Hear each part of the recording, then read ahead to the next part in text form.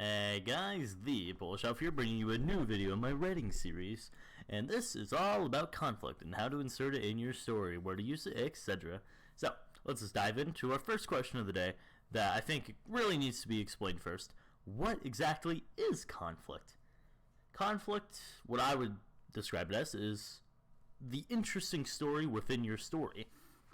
If your story was just your character is walking through the woods and goes to his grandma's house, has a nice dinner, goes home, and has a nice rest, and goes to work the next day and has a good day at work, then that's kind of boring. Nothing's happening, really. It's just mundane actions that isn't realistic. It doesn't make the reader relate or care, really, because it's just almost like surreal. You're not like, everyone has conflict within their daily lives, whether it's with their inner conflict, if another person is kind of being rude to them. Everyone has some conflict in their lives, and if you're writing a story that just doesn't have any at all in it, it's going to produce so much more bad than good.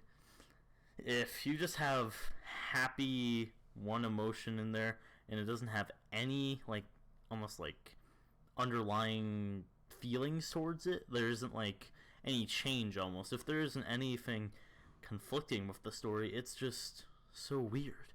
And that's not to say you can't just have like a totally uplifting story, no.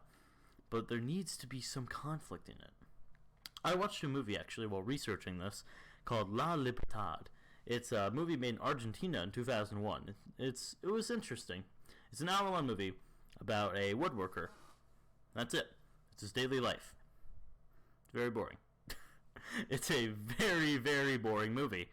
And that's the point, I think. I'm saying I think because honestly I couldn't find much more detail after I watched the movie. I think it's trying to send a message. I think there was artistic intent behind it being like that.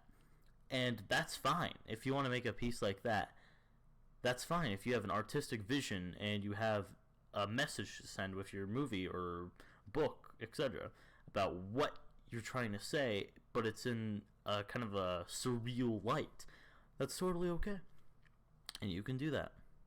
But it's going to not appeal to a lot of people. You're not going to appeal to a wide audience, and if you're okay with that, go right ahead, fulfill your artistic vision. But if you do want to, have people read your story and watch your movie, etc., then you need conflict. So, I hope that answers if you had any questions about conflict. If you have any more questions, leave a comment down below. We can talk. Now we're gonna get into the meat of where to insert conflict and how to have conflict in your world. So, first of all, we'll answer the first question of how do you insert conflict? How do you insert conflict within your story, basically? The first thing you have to really think of is what is the pacing, theme, and tone of your story. So, are you a very fast-paced story? Is your story just all about conflict, one after the other?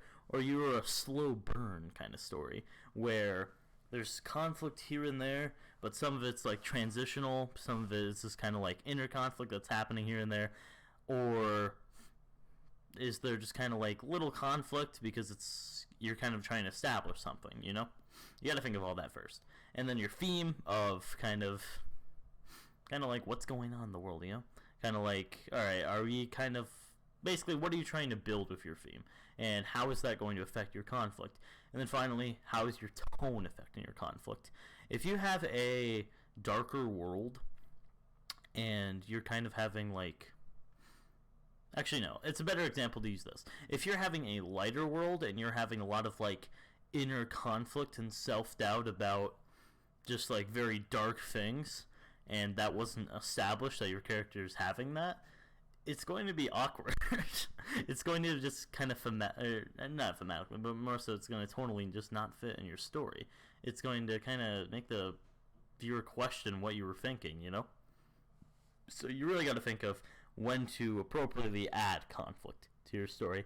And now we're going to answer what is appropriate conflict in your story. You got to think about this in the sense of kind of similar to actually the last questions we just talked about. You got to think about hey, is this conflict going to be awkward to insert right here?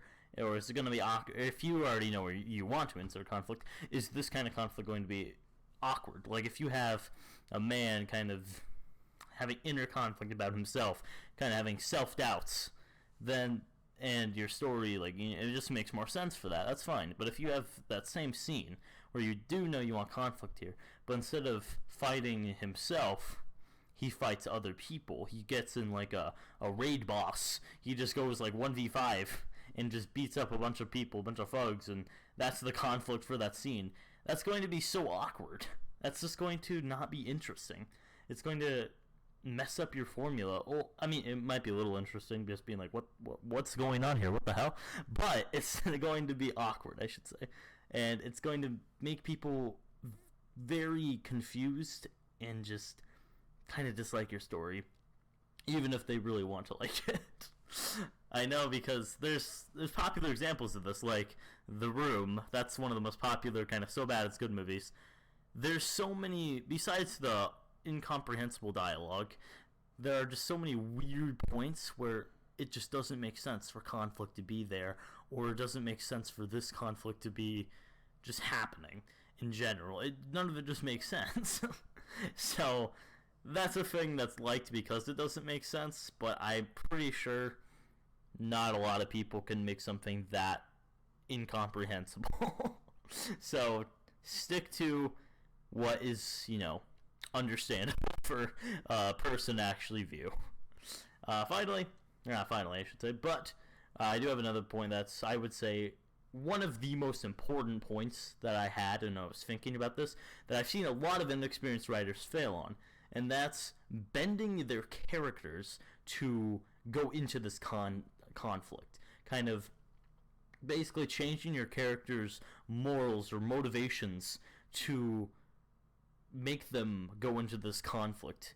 And it's really awkward for the reader. It's, again, just something that's totally just not understandable. It's just something that doesn't make any sense.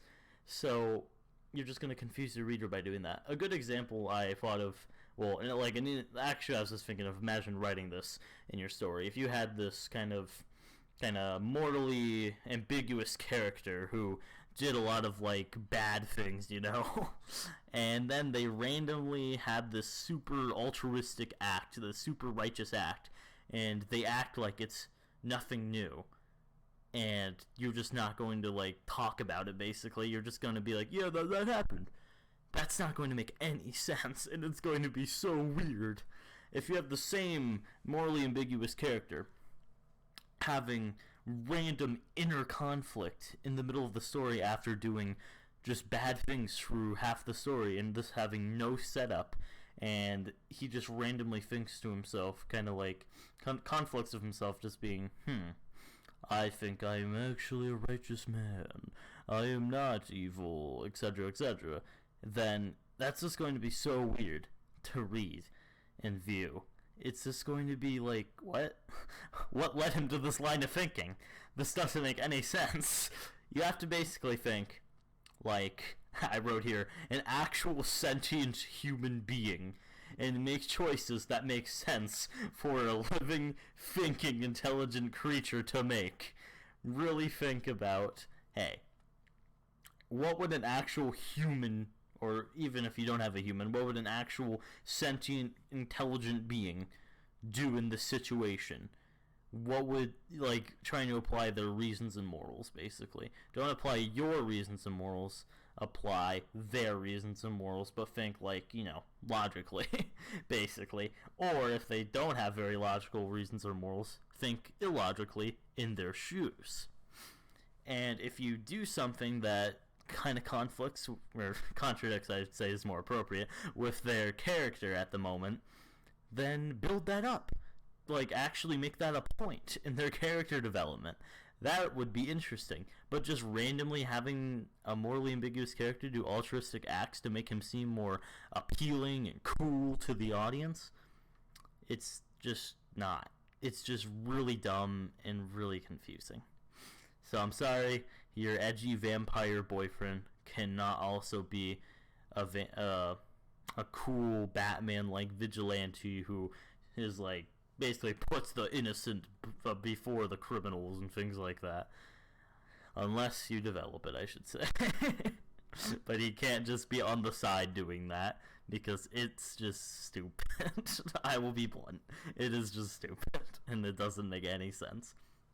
And then finally, I have a little point here that kind of ties into, funny enough, the world building video I made last week that you should check out if you're interested and you like this video, by the way. So first, make sure your conflict that you introduce actually makes sense in your world. So if you have a world that's supposed to be like, you know, everything's pretty good, you know, like, everything's perfect, and then randomly your character gets like mugged or something, and you already established that should never happen in this world, and then you make it seem like a normal thing. Why? That doesn't make any sense. It's just going to be so awkward in your world. It's going to make your world just randomly change without you actually establishing anything, and people are just going to get a false understanding of what your world really is, and it's going to be so confusing. Or they're just going to question you as a writer, thinking, oh, they don't even remember what they wrote about their world. Okay, that's fine, I guess. And then the other thing that's a little, like, I'd say more or less obvious, it's a little like less of like, oh, okay, yeah, that makes sense. It's have basically, okay, I wrote an actual example here because it's kind of hard to put in words. If you have like a fantasy medieval setting and you have a conflict of modern proportions, like your character is not getting access to centralized healthcare, it's going to be very like, wait, what? Why is there centralized healthcare in this world, you know? Like, what's going on here? Why is there like actually like a strong central government that's able to be communicated with from just random people on the countryside? That would never happen in a medieval setting. It just doesn't make sense, because there is no means of fast communication. You're basically insinuating that a peasant's able to get emails from the from the king's like court, basically, like that they just send to everyone under the empire, and it's just going to be like, wait, what? Huh? That just doesn't make any sense. It's just going to be very, very awkward, and some people might not care. Some people might read it and think, oh, whatever, like I can be okay with that. But people that are actually going to be like reading and analyzing your story, that's just going to ruin it for them. It's just going to be super awkward. If you don't want to think about all those little details like that, well, I would just say, just make a simpler story then. So, sorry if that's a little blunt, but that's just what I have to say about that. And finally, I just have a little point here that I think wraps everything up. It's basically, make your world make sense, and then make your story make sense with it. And of course, what I said earlier, conflict is an interesting story within your story. So, thank you everyone for watching this video. I hope it was interesting. Yeah, just tell me what you thought below. If you have any thoughts, suggestions, etc., just tell me. If you want to follow me, just leave a like and subscribe. I have an Instagram where I post on every week. I write a little essay here and there about anime. So if you want to watch or you want to read that, leave in the description. If you want to watch me a little more frequently, I stream on Twitch a few days a week. I've been a little less active just due to my D&D campaign and trying to write these videos every night or a few nights a week. So yeah, but I still try to stream every week a few nights. So please, hope you all enjoy. Love you. Bye.